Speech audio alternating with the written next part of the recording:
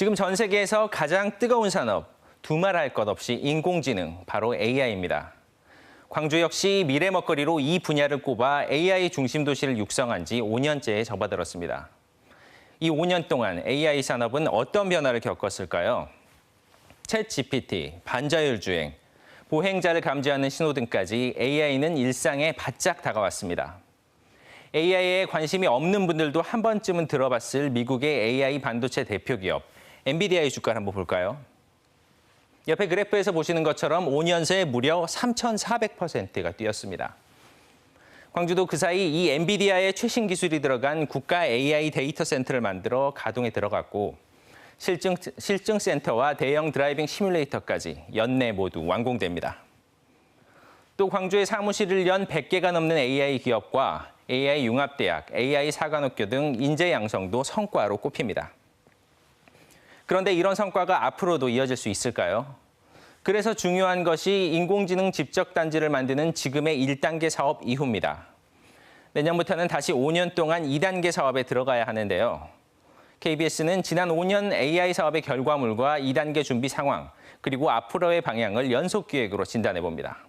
먼저 광주시가 과연 반년 앞으로 다가온 2단계 사업을 제대로 시작할 수 있을지 현재 상황과 속사정을 확인해봤습니다.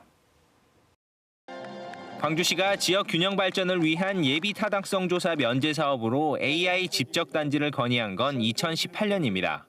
사업비 규모만 10년간 1조 1천억 원에 이릅니다.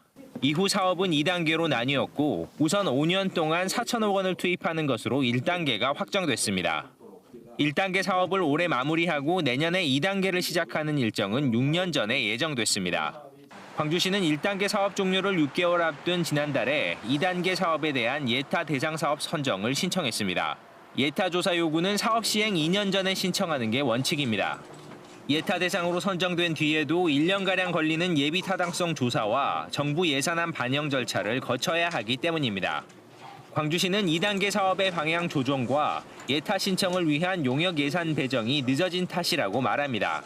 한 4월 정도에 수시 배정이 풀리고 최대한 빨리 절차를 진행했는데 물리적으로 이제 행정 절차에 소요되는 시간이 있다 보니까 좀 지연이 됐습니다.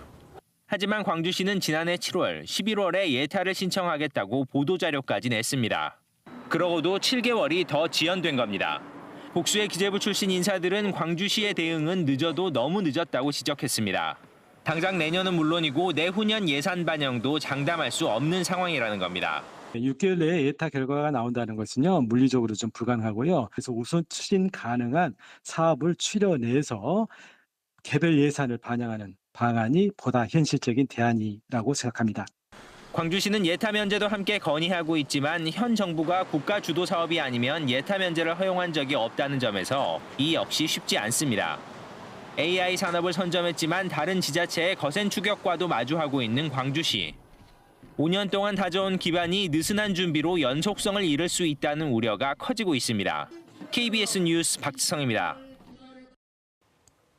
내년 2단계 사업의 예산 확보가 불투명한 것도 문제지만 광주시가 사업의 방향성을 놓고도 갈팡질팡했다는 지적이 나옵니다.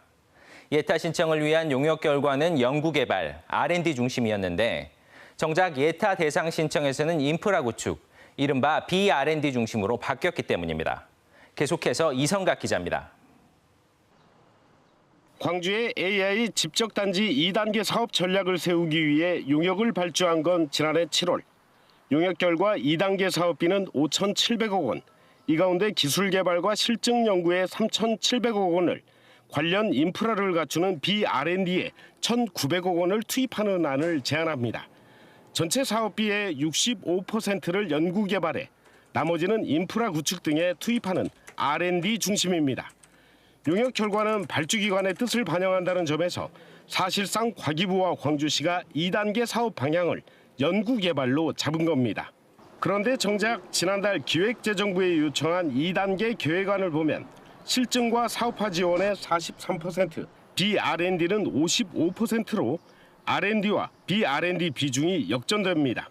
R&D, B-R&D 이렇게 되는 것들은 약간 좀 정책적인 판단이 있었던 것 같고 광주시와 과기부에서 예산을 어떻게 확보를 하느냐 하는 측면의 정무적인 판단이었습니다.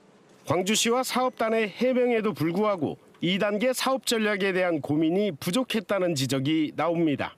복수의 업계 전문가들은 용역 결과와 예타 신청의 중심 방향이 바뀌는 것은 이례적이라며 사실상 전략 부재에 가깝다고 말합니다.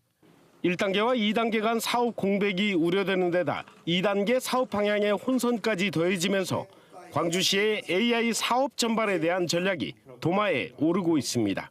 KBS 뉴스 이성각입니다.